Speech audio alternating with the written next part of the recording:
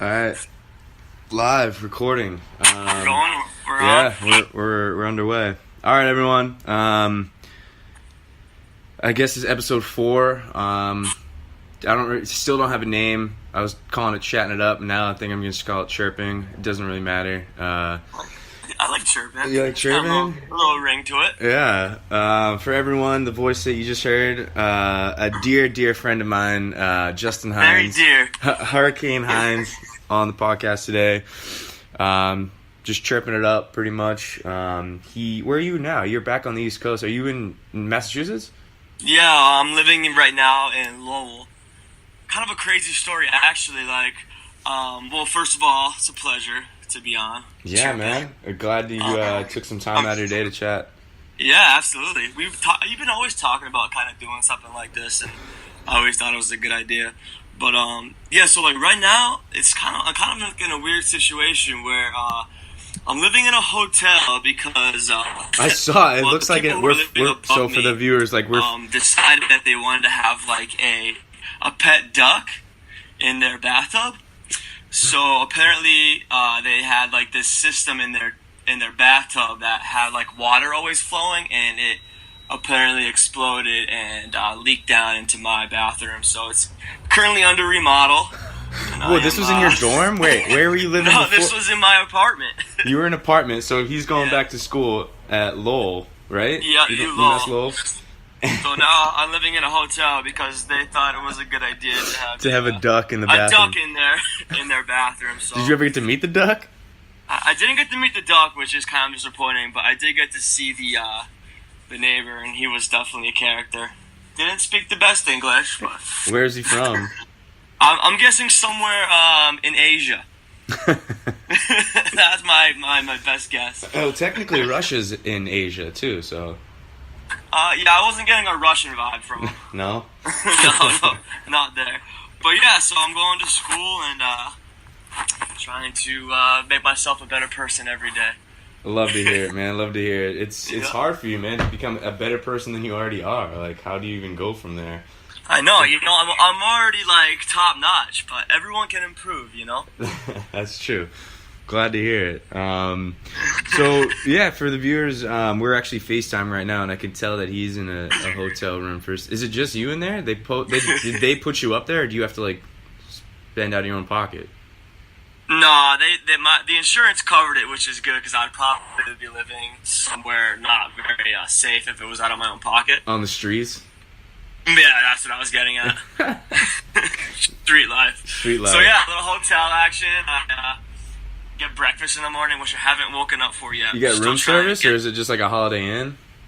It's like a Holiday Inn, hotel, motel. We be chilling at the Holiday Inn. But everyone thinks that it would be so cool living in a hotel, man. But to be honest, it's kind of depressing. Yeah, I travel Whenever around. I think of hotel. I travel around for work, and they put me up in hotels, and it's cool. Right when you get in there, you're dope. Yeah. And then after a couple days, you're this sucks. It's damn, I'm living in a hotel. It's every episode of Cops starts off with someone in a hotel. In a hotel, yeah. So that's the vibe that I get here. Yeah. It's either every episode of Cops is either in Texas or in Florida, I think. Yeah. Oh yeah, that's 100%. But I am next door to a Cracker Barrel, so I have got a VIP membership. Nice. Which is awesome. Very classy.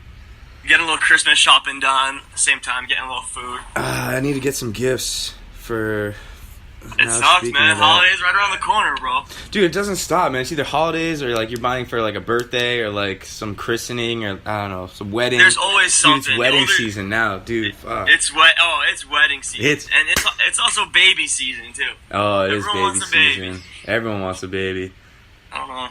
It is wedding season, man. It's always something. The older you get, the more shit you have to do. Yeah, you got to deal. Yeah, the older you get, the more life becomes real.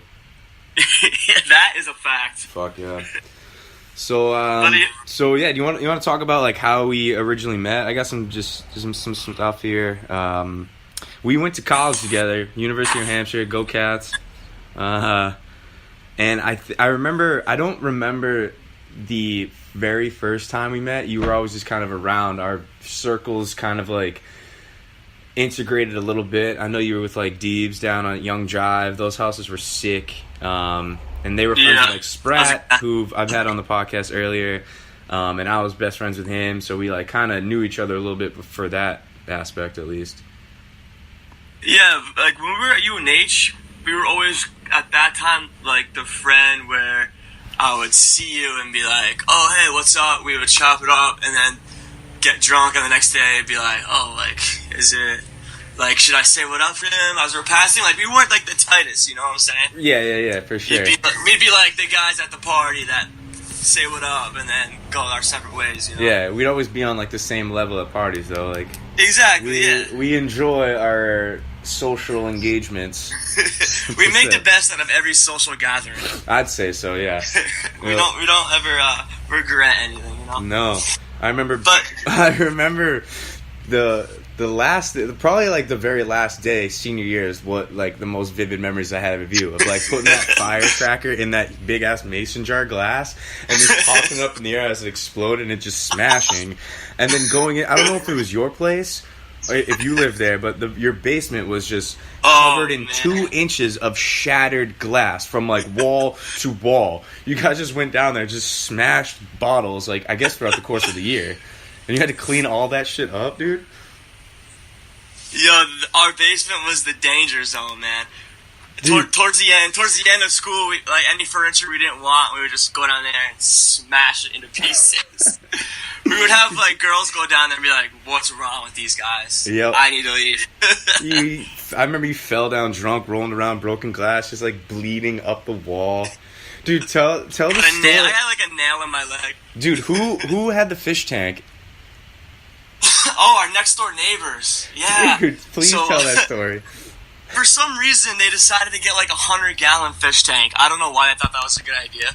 But they had this giant fish tank, and it had like 2 goldfish in it. So it was completely unnecessary. And it was in their living room. So the roommate comes home one day, pissed off about something stupid. I don't know what it was. And they had a coffee table, and he like flipped up the coffee table, and the corner of the table hit the fish tank and punched a hole like right through it. So 100 gallons of water are just like pouring down into their basement, all in the living room, everything soaked. And apparently he had just gotten pulled over, so he didn't have his license. And the cop was coming to the house to like get all his information. So they're all like scrambling to try to clean up 100 gallons of water before the cops come. It was just a disaster. Did you save the fish? Everywhere. Did you save the fish? Yeah, and we ended up saving the fish and putting them in like a vase for flowers. Like each fish had their own like home. It was funny. I've never seen such a mess. A 100-gallon fish tank exploding. Who was it? Was it? It was Matt and Sully. Oh, Matt and Sully. Yeah. I was pissed, man. Yeah, Young Drive was wild, bro. I remember graduation week, everyone was like burning all their furniture in the streets, and like the flames were so high that we had to put it out because they were touching the electric wires. The flames were past the wires, yeah. Yeah. And then we would just play knockout till 4 a.m. That basketball hoop, yeah, in the street was That dope. hoop was amazing. Amazing. So many late night knockout games. It'd be like 2, 3 in the morning, everyone kind of be in their houses, and then like you just hear like the clattering of the backboard, and then everyone just like kind of come out and just like congregate. Okay, yeah, it's on. Yeah, it's on. There'd be like 30 guys out there playing a 4-year-old game, like a game you play when you're 4 years old. Yeah, 21-year-old guys just knockout transcends time, man. Everyone loves a game of knockout. It's awesome, man. It's a timeless game, knockout. Yeah. So people forget about that game. People forget about knockout, man. I just forgot. Yeah. Yeah, man. So we met at UNH. Kind of dispersed. I moved down to Boston. And did you move right out to Cali? Where were you living after?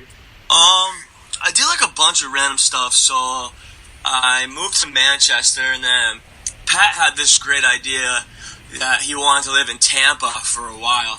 So he somehow convinced me to move down there. He told me that I would have a job, a place to live, and that it was amazing. So I was like, all right, yeah, this sounds cool. I'm down. Because, I had nothing else to do. I was still young, so I figured why not travel a little bit. So I made the trip down to Tampa in like 2 days. I get down there, and basically Pat's living in a trailer that apparently they were past due on their mortgage. They're about to be evicted, which he failed to mention to me. And I get in, so I'm like, all right, well, I'll chop it up here for a little bit. At least I'll have somewhere to stay. So I get in the house. Pat's like, oh yeah, here's your room. It was just a futon in the middle of the kitchen. I was like, oh. Thanks, Pat. This is awesome. He's like, either you can sleep in the kitchen or you can sleep in my room. So I was like, all right, where's your room, man? He takes me down to the closet, like the bathroom linen closet. He's like, yeah, I'm sleeping in here. I was like, oh, my God. Jesus, dude, I never heard this story. Yeah, I don't really mention that one to a lot of people. It wasn't my best moment. So who I stayed there for about... He was living with, Debo. His friend Dave Edgecombe. I'm pretty sure he met him once or twice. And then, two other random kids. So, I made a decision that I was not going to stay in Tampa. And it was better off living with my parents than in Pat's kitchen. Yep. That's a solid But, it was an experience. It was fun. It's a good story. Tampa, yeah, man. Are we going to go to Tampa for the Pats game, you think? That is the plan, man. I mean, I have to get a better memory of Tampa than Pat's kitchen, so yeah, I had to make a better one. I had a court date October 4th, or maybe it was like the day before the game, but I just did like community service, so I got wiped out, so I'm good to go, man. Oh, so you're in? I'm in, dude. I'm in. Yep. We've been trying to plan a trip for a while, so I mean, we still got to go to Vancouver, and we're gonna like drive all the way down from Vancouver to San Diego. Down to San Diego. Yeah. Yeah. That's gonna be dope. Road trip. You lived with your parents, and when did you move out to California? So, how I got to California, after college, I was not really doing a whole lot. I got like a job working in a cubicle. Wasn't liking it too much. So I was living with my parents. And they kind of pushed it on me, not much, but like, you should look at joining the military. So I was like, yeah, it's not a bad idea. And my personality is kind of like, I'll fucking try anything, Yeah. So I was like, yeah, how bad could it possibly be? How bad could joining the military be? Yeah, and it wasn't really that bad. But yeah, first and foremost, we are supportive of the U.S. military. We love it. Yeah, huge supporter. Love the troops. Yep, love the troops. Support the troops.